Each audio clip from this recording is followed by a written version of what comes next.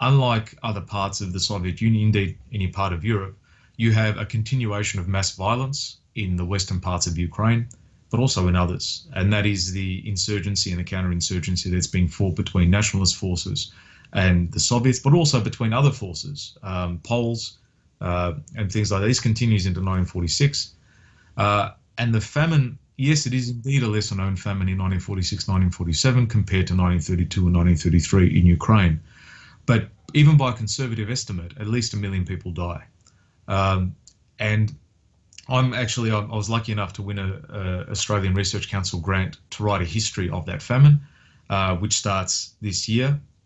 And so I'll be, COVID permitting, travelling to the western regions of the former Soviet Union to conduct research to write a history of that famine.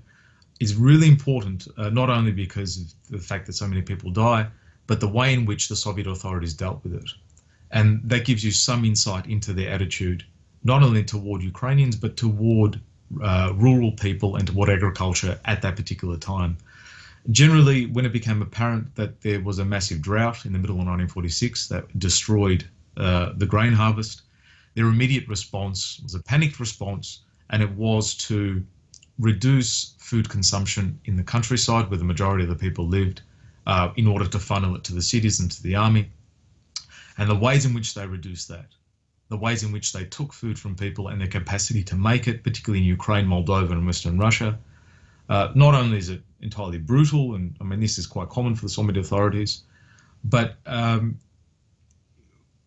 basically put these regions onto a path of economic destitution that was to continue for many years afterward.